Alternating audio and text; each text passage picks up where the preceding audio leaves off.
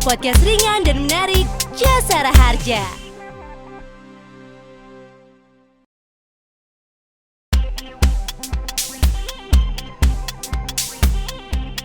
Just Friend, ini dia nih fakta-fakta unik tentang investasi yang bernilai tinggi. Yang pertama, sneakers. Siapa hayo yang hobinya koleksi sneakers? Pasti sering kan dibilang boros? Gak perlu khawatir, karena ternyata sneakers bisa jadi barang investasi loh. Berdasarkan riset yang dilakukan oleh My Future Coats di Amerika Serikat, 50 pasang sepatu yang telah dirilis selama bertahun-tahun memiliki nilai jual kembali lebih dari 60 kali harga aslinya. Seperti halnya Yeezy 2 Red Octobers yang dijual seharga $250 Amerika atau 3,6 juta rupiah pada tahun 2014, sekarang bernilai $5.655 Amerika atau setara dengan 81 juta rupiah. Wow, gimana? Mau tambah koleksi sneakers kamu nggak? Yang kedua, tas mewah. Benda yang satu ini udah nggak asing lagi nih pasti buat cewek-cewek yang uangnya nggak berseri. Pasti sering banget kan kamu bertanya-tanya, buat apa sih beli tas harga mobil atau bahkan seharga rumah? Ternyata alasannya selain meningkatkan gengsi, tas juga bisa menjadi nilai investasi loh dengan memiliki nilai jual yang stabil, bahkan bisa terus meningkat, terutama bagi koleksi tas yang diproduksi terbatas. Dengan begini, hobi belanja kamu tidak buang-buang uang aja nih Just Friend. Yang ketiga, wine. Yang satu ini mungkin gak biasa di kebanyakan orang di Indonesia. Namun, minuman yang satu ini jelas memiliki tempat tersendiri bagi kalangan tertentu yang memiliki selera serta kebutuhan tersendiri terhadap wine. Wine memiliki karakter tersendiri yang mempengaruhi harganya. Semakin lama dan semakin langka wine, maka akan semakin tinggi juga harga di pasaran. Tapi hati-hati loh, kamu harus pintar menyimpan dan memilah jenis wine-nya ya Just Friend. Hai Just Friend, ketemu lagi di Prime JR, podcast ringan dan menarik by Jasara Harja. Nah seperti biasa, hari ini Olga Agatha bakal ngobrol-ngobrol sama narasumber yang udah pastinya expert di bidangnya nih. Tapi sebelumnya pengen ingetin juga, karena kita sekarang masih dalam masa pandemi, jadi produksian kali ini pun juga kita mematuhi banget nih protokol kesehatan. Pakai masker, terus juga kita ada swab antigen, kita menjaga jarak juga. Jadi mudah-mudahan Just Friend yang lagi di rumah, lagi bekerja, lagi di perjalanan, bisa terus menjaga protokol kesehatan ya. Jaga jarak, memakai masker, dan juga rajin untuk mencuci tangan.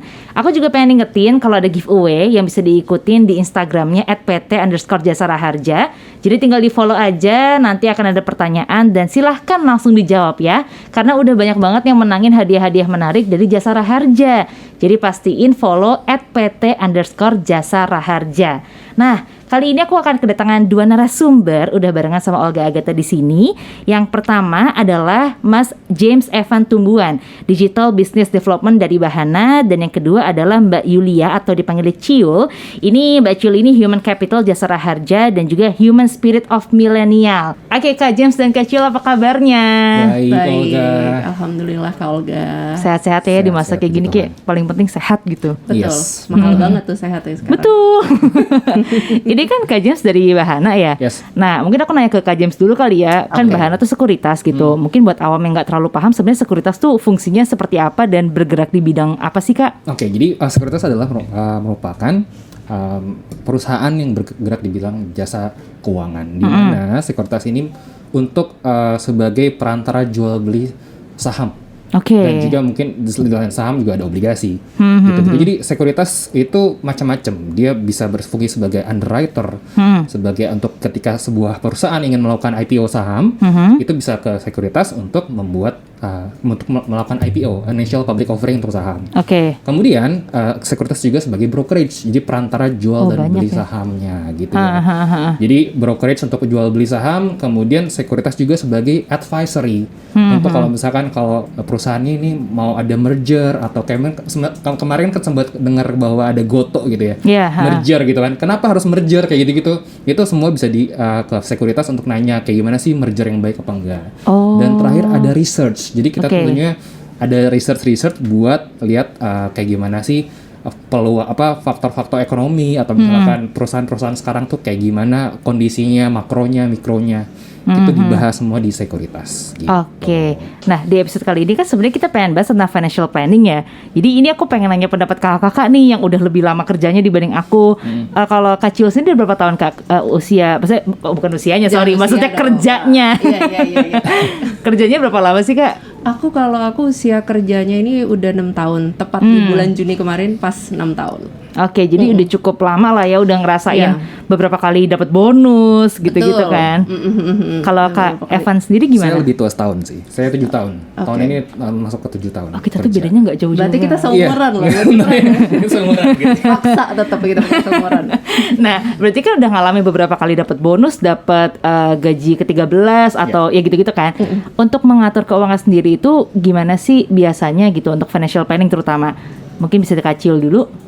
Kalau aku sih biasanya aku bagi-bagi ya Kak. Kalau sebagian orang mungkin ada yang tabungan itu adalah sisa dari apa yang sudah kita belanjakan ya kebanyakan. Tapi kalau aku kebalik, biasanya aku nabung dulu nih. Aku paksain untuk nabung dulu sekian persen, tergantung nanti misalnya ada apakah ada bonus atau cuma gaji aja gitu ya.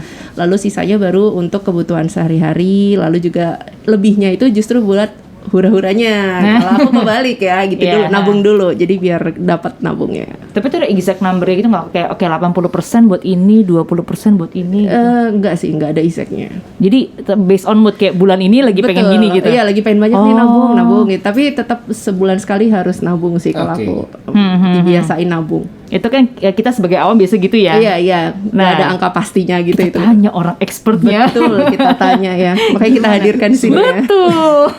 Kalau kayak Sebenarnya pada gimana? zaman awal-awal baru kerja, jadi kita ada stage of life ya. Ketika udah mulai awal kerja, kita ada kayak semacam pembuktian diri gitu. Gue bisa nih cari duit sendiri nih, nggak bergantung dari orang tua. Kadang kita lost gitu loh. Beli Dulu- apa aja gitu. Beli apa? Handphone baru. Iya. Kayak hampir tiap Laptop tahun gitu baru. handphone gitu. Ya. Bener. Jadi Iya, iya. ada fase-fase dalam kehidupan yang kayak gitu dan emang awal-awal tahun tuh biasa memang kayak apalagi masuk Jakarta kan dengan pergaulan Jakarta kayak sekarang ini kan kayak awal-awal nggak sempat mikirin gitu loh perencanaan keuangan kayak gimana, tapi semenjak berjalannya usia mulai udah mau nikah nih kita udah pacaran lama tiba-tiba kapan kamu mau nikahin aku gitu. Iya. Sebentar aku cek saldonya dulu. Gitu kan.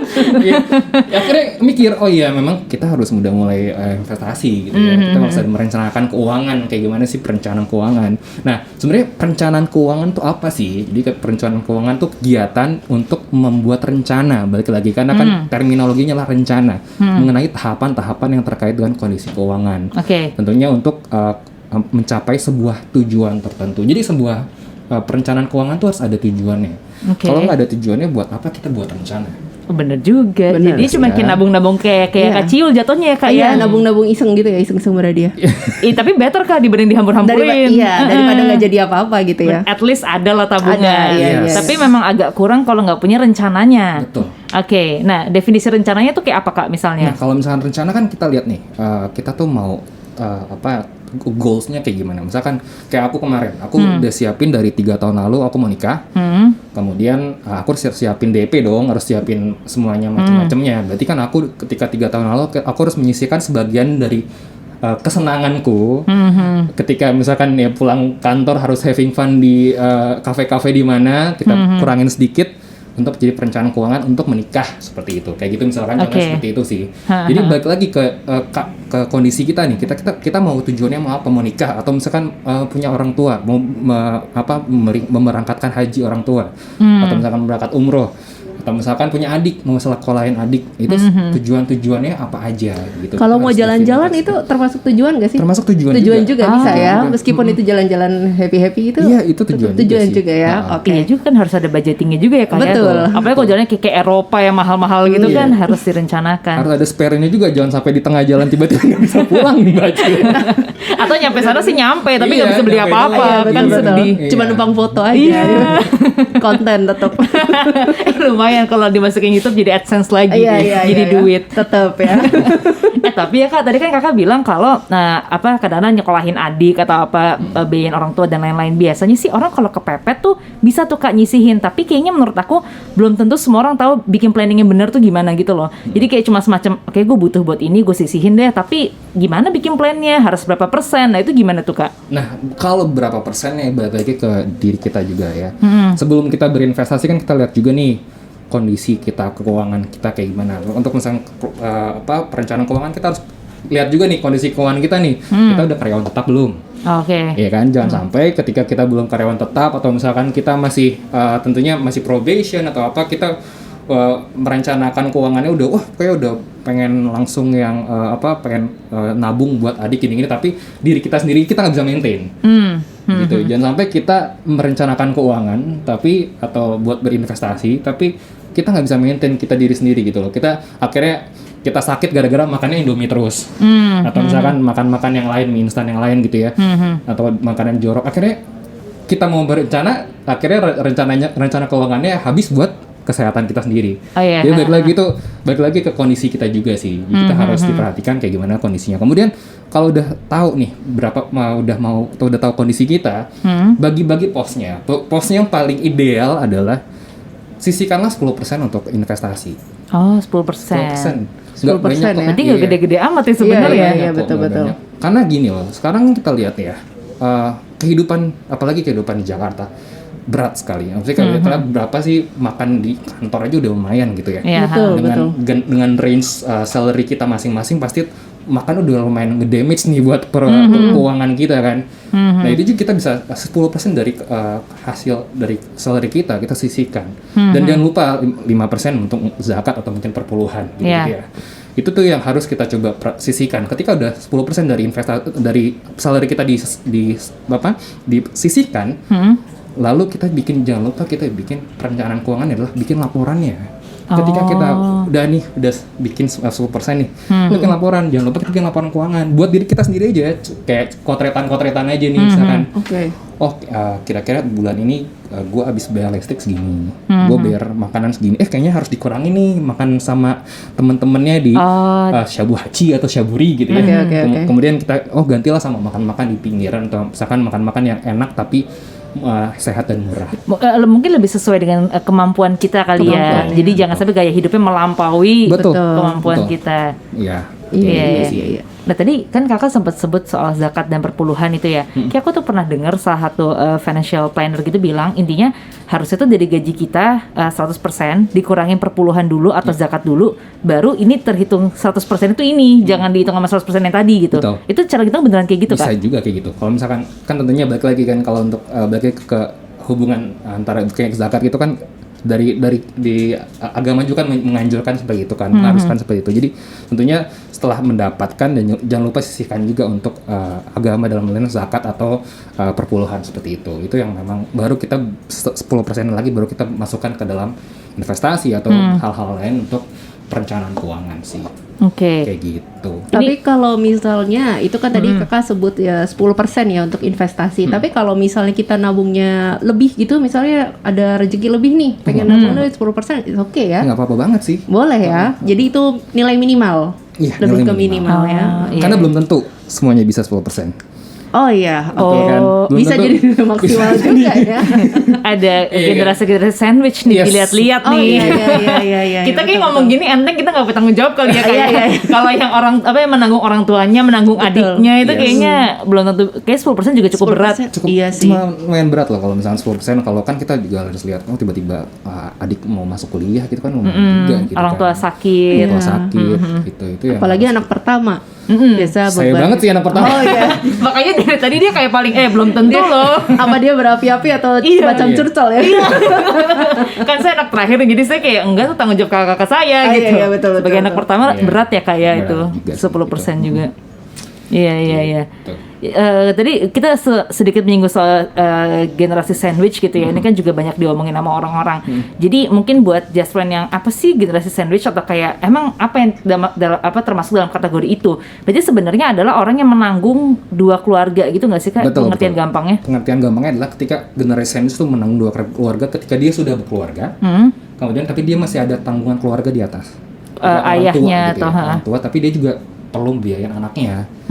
Gitu kan, itu berat juga kan, tekanan dari atas dan bawah gitu, kayak dijepit gitu kan. Makanya dia bilang generasi sandwich kayak dijepit gitu di tengah. Dan harus ini ya, kayak kadang nih uangnya berapa nih buat diri sendiri, jadi nggak cukup nggak sih?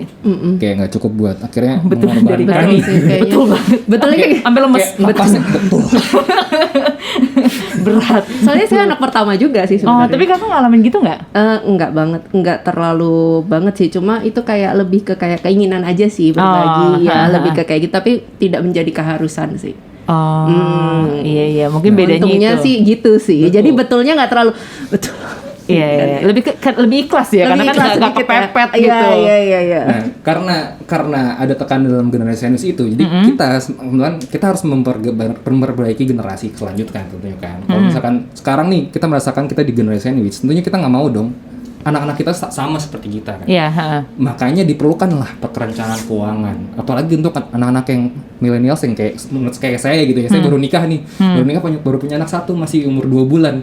Itu harus dimulai dari sekarang nih, perencanaannya apa aja gitu. Nanti kan mungkin pensiun 20 tahun lagi saya pensiun. Terus dipersiapkan dari sekarang, pensiun, terus pendidikan anak. 20 tahun lagi tuh anaknya berarti belum lulus kuliah, baru lulus kuliah ya? Yes. Iya, itu kalau anaknya cuma satu loh. Kalau nanti nambah Iya, adiknya kan lagi. belum tentu sampai adik. Berarti emang perencanaan keuangan sepenting itu Sepenting ya. itu. Jangan Semakin sampai cepat kita- semakin baik ya Mas ya. Yes, jangan sampai kita ngerepotin anak kita juga gitu. Jangan sampai ketika kita udah nggak bisa udah produktif lagi, kita tergantung sama anak kita Dan juga. making another generasi sandwich. Yes. Oh, iya. Iya, itu emang agak kayak lingkaran setan gitu ya, susah Yes. diputus ya. Kayak kita harus dari kitanya sendiri gitu. sorry. Abis dari tadi tuh dia kalau iya tuh semangat banget. Iya gitu. Menyebarkan positive vibes buat just friend yang ada di rumah gitu ya. Semangat untuk memutus generasi sandwich. Tuh. Nah, kiat-kiatnya apa tuh untuk memutus generasi sandwich selain kayak oke bikin perencanaan, tapi kan kayaknya dalam prakteknya nggak segampang kita ngomong Iya, gitu betul, kan. Betul. Jadi kalau misalkan kiat-kiatnya paling pertama adalah satu konsistensi. Konsistensi dalam hal bagi skala Prioritas. kepentingan gitu ya. Tips-tips nih biasanya kita harus bagi skala kepentingan. Jangan sampai kepentingannya gini. Oke, kita mau liburan sama istri sama anak, tapi ada juga kepentingan yang lain, misalkan orang tua lagi sakit. Dia harus tahu mana skala prioritas sebenarnya. Prioritas pertama apa? Oh, prioritas pertama adalah orang tua sakit. Prioritas kedua adalah ketika kita bisa jalan-jalan. Jadi taruh semua effortnya tuh ke skala prioritas yang paling utama sampai ke bawah. Nah, tapi kayak untuk bahkan tuh step pertama ya, skala prioritas itu juga kayak susah deh Kak, karena siapa yang harus didahulukan, orang tua, anak kita, atau Betul. kita sendiri, itu kayak susah. Karena sama-sama penting ya sebenarnya ya. Kayak kita kalau kita nggak happy, anak kita nggak bisa happy. Tapi Iya. kalau kita happy ngabisin uang, nah itu gimana tuh Iya, Kak? itu teori ikhlas.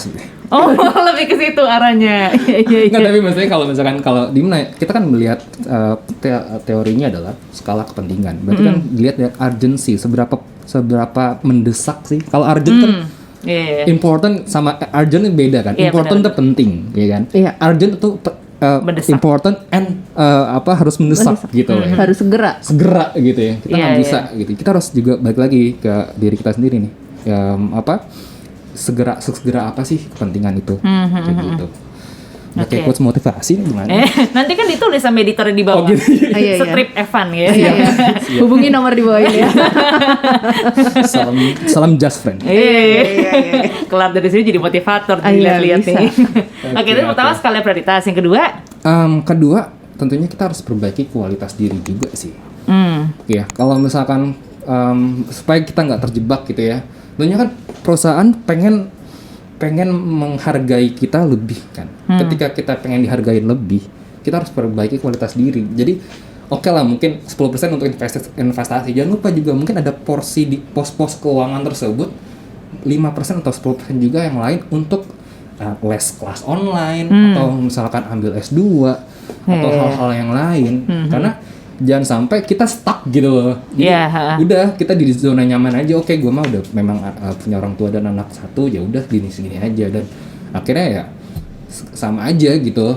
Ini yang banyak dilakuin. Oke, udah di comfort zone, ya udah gue segini aja, yang penting nanti kenaikan gaji sama kayak inflasi gitu kan. Iya. Jangan sampai kayak gitu aja sih. mungkin itu kali ya Kak, investasi itu orang mikirnya investasi itu saham, obligasi apa segala macam, padahal investasi diri itu juga nggak kalah penting. Yes. Jadi kan beli kita lihat, buku kayak gitu-gitu kan. kita menilai diri kita adalah aset. Ada intangible asset sama ada tangible asset. Intangible asset adalah aset yang tidak terlihat. Apa aja? Satu, kualitas diri, ya kan? Knowledge, your brain, kan? Kedua, apalagi your relation. Karena masih umur sekarang nih, perbanyaklah koneksi, perbanyaklah relasi. Karena itu yang akan menyelamatkan kita di kemudian hari, kan? Kan kayak sekarang kenal sama Mbak Olga dan kenal sama Mbak Cio. Kalau misalkan nanti ke kemudian hari ada misalkan harus butuh apa dari Mbak Olga gitu, saya harus bisa koneksi dengan Mbak Olga. Kayak gitu. Atau Mbak Cil mau buka akun sekuritas kan? Iya, gitu kan. Oh iya, gue punya kenalan nih gitu kan. Iya. Langsung ngomongin Mas Evan. Iya, bisa gitu ya. Dapat bonus datu Mas Evan. Jadi simbiosis mutualisme ya. Tapi emang zaman sekarang eranya gitu, kolaborasi, saling tolong. Kayaknya nggak bisa kita maju sendiri doang gitu kan sekarang. Bener banget sih. Jadi palu gada lah ya. Betul. Punya Iya benar. apa aja gitu. Jadi tadi yang pertama skala prioritas, yang kedua adalah perbaiki kualitas diri. Yang ketiga ada nggak Mas? Apa itu dulu aja cukup dah gitu? Kayaknya dua itu loh cukup. Kayaknya itu. Itu juga berat ya. Karena dari sisi human capital juga sih, kalau sekarang kan udah bergeser ya. Jadi perusahaan itu lebih banyak berinvestasi ke karyawannya. Jadi gimana kita mengembangkan human capitalnya, diikutin sekolah, diikutin diklat, diikutin seminar, sertifikasi macam-macam kan. Jadi kalau perusahaan aja mau investasi buat kita, kenapa kita harus ragu gitu ya Mas ya kira-kira? Betul banget, apalagi kalau misalnya Jasa Harja nih, ini kan sering misalnya dapat ada pelatihan. Apalagi sekarang lagi pandemi nih, jangan sampai Zoom-nya dinyalain ya udah gitu. Iya. Kita kan sambil take masak, attention gitu ya kan, take attention betul. karena ya mumpung sekarang lagi kondisi seperti ini, lo dapat ilmu banyak nih ya kan, tapi nggak harus capek-capek datang. Rumahnya di Bekasi atau di mana kan, acara harus di BSD. kesini gitu. Iya kan, ini justru lagi situasi kayak gini, momen untuk upgrade yourself gitu sih Mbak Cio. Betul. Oh sama ini juga selebgram atau orang-orang yang expertise gitu ya, lebih ini nggak sih, lebih sering ngasih kelas gratis sekarang, Instagram live gitu-gitu. Dulu kan kita harus bayar kalau mau kayak gitu kan. Iya betul. Sekarang banyak kelas-kelas kita gratis. tinggal ikutin live-nya aja ya, live Instagram kayak gitu. Udah banyak sih nyari ilmu di mana aja. Kita di Bahana Sekuritas juga live juga banyak. Kita setiap Jumat tuh live. Jadi topik-topiknya tuh nggak cuma soal saham, soal investment, soal misalkan nanti obligasi, reksadana dan lain-lain. Jadi topiknya tuh lebih live, nggak cuma soal saham, karena ketika saham kan banyak tuh list saham tuh udah berapa ratus di BJ gitu. Itu kita di company Bahana Sekuritas sih ngasih live Instagram free buat semua yang teman-teman yang follow di kita, biar sama-sama upgrade lah. Kita tahu lah, jangan sampai zaman sekarang nggak melek gitu soal how to financial planning sama how to invest gitu. Itu nggak banget sih menurut aku. Betul. Minimal tahu ya. Jadi kita bisa menempatkan kita mau investasi kemana, mau ngapain gitu ya. Betul banget. Misalnya atau misalnya kayak Instagram yang soal belanja lagi atau misalkan soal apa ya kan. Minimal aku udah nabung, udah invest gitu dalam bentuk apakah itu saham, apakah itu deposito. SD-nya udah lama ya sepertinya.